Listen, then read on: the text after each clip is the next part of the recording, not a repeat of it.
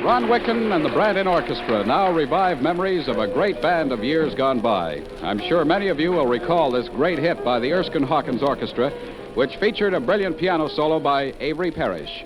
It's After Hours.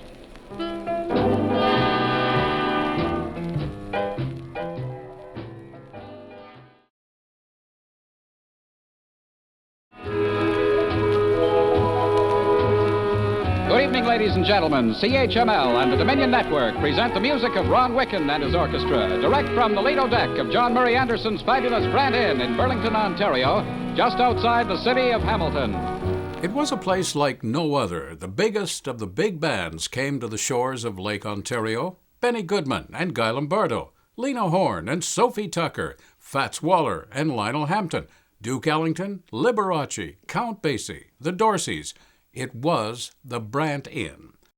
The Brant Inn had gone through many phases in the more than 60 years that it served as a hotel, a veterans hospital, and a club, but it was the vision of one Hamilton impresario, John Murray Anderson, that turned the Brant Inn into the glittering international musical mecca that it became.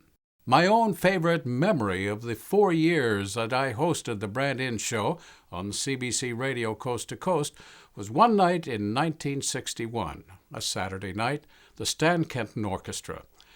Stan Kenton had a big sound, he had a big band. The band was on the bandstand. I was in front of the band, in front of the microphone, with half my feet hanging over the platform. That's how crowded it was. Stan was on the dance room floor. I got the cue from the director, gave my introduction from the Brant Inn on the shores of Lake Ontario, the music of Stan Kenton. Gave the cue to Stan. He gave the downbeat, and they started into their famous theme, Artistry in Rhythm. Just about blew me off the stage because there was so much fanfare, so much volume with it. It's one of those very voluminous songs.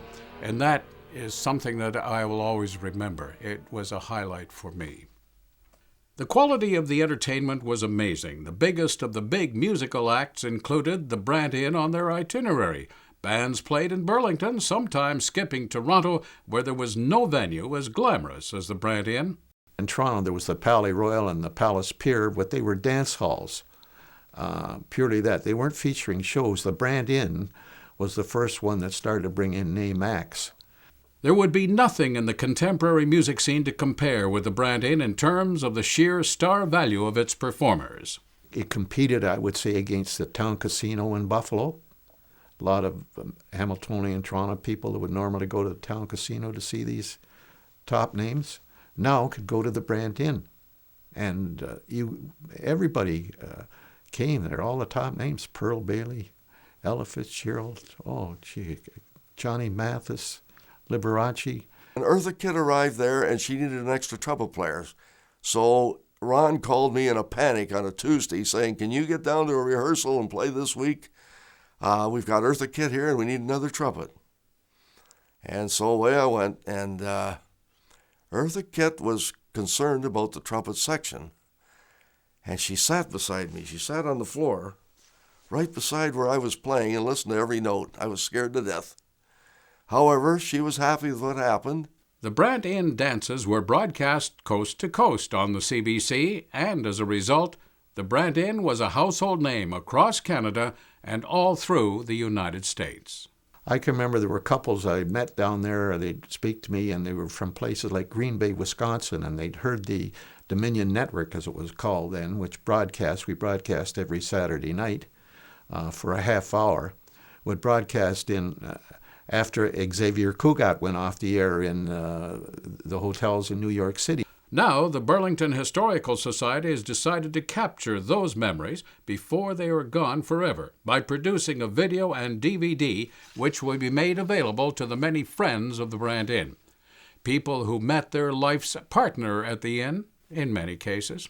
The Burlington Historical Society hopes that you will realize the cultural and historical impact that the Brant Inn had in this region and indeed across Canada. And as a result, they are hoping that individuals and corporations will make donations to help offset the costs of the production of the video. We solicit your intentions, your attention and your donations. Thank you very much.